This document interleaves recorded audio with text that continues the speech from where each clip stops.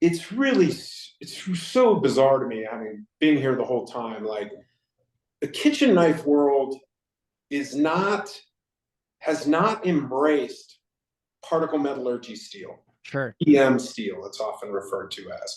Whereas in hunting knives, pocket knives, tactical knives, I don't really see much debate about Mm. performance in terms of particle metallurgy steels being the highest performance steel.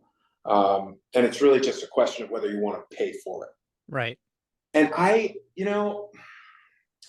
suspect in kitchen knives that, sort of the big manufacturers have made the decision all along that they're not going to pay for it. And so they just sort of have pretended it doesn't exist. And particularly in kitchen knives, it's so precious and you're using giant pieces of it that the implications of using it is even more expensive. And so that's why, the reality is our knives, you go on our site, you look at the price, you're like, holy shit, that is expensive. And it's pretty simple. It doesn't have a Damascus pattern on the side, and it doesn't even, in most cases, have a bolster on it. It's just a blade and a handle. And the reality is that's because 30% of the cost of the thing is just the piece of steel. This is Not so round, interesting. not cut, not anything. This is so interesting to me, this topic. I was like having a shower thought about it this morning in that every like maybe to no kitchen knife company is coming out with a knife where they're going to say this is going to lose an edge really quickly, or like everybody sets out to have a blade that can cut stuff and is not going to dull like on day one, obviously. Like, and then in there is things that we've covered on other interviews that we've had with, like, you can make it so hard that it ends up being brittle. Yeah. Or to your point, there's this exorbitant cost that goes along with it just because the infrastructure that's required to manufacture this, or just the cost of the raw materials, is just so exorbitant. And then I want to talk to you about like transparency and all of this stuff. Because when I, review certain companies that are like, lay it out on the table. Here is exactly the metallurgy that's going into this from all of the individual, elements that are a part of this alloy.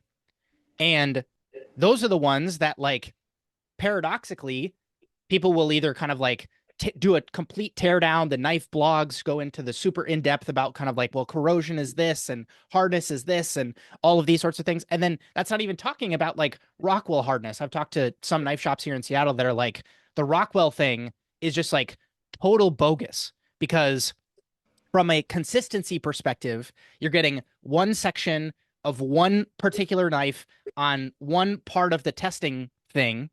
And just because it scores a 63 does not mean that entire blade is 63 Rockwell hardness, nor does it mean that every single knife that gets made from that manufacturer in this blade profile is that hardness. And then here's the other thing. Some of my favorite knives that I use, they do this proprietary thing where they say, well, we're not going to tell you what's in our steel.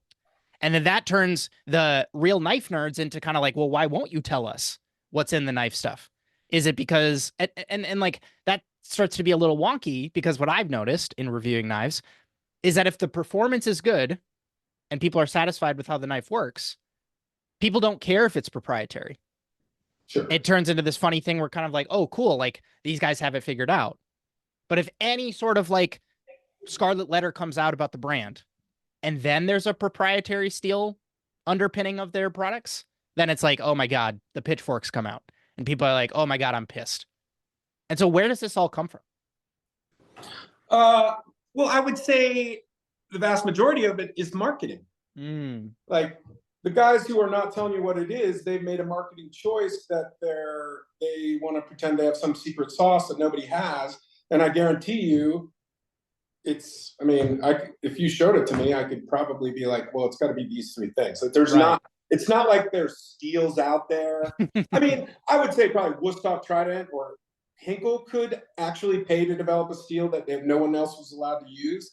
But like anyone else, like anybody in Japan, there is, 5, maybe 10 choices, and everybody has them. Fascinating. There's no like, the scale required to have your own steel is, nah, it's not a thing.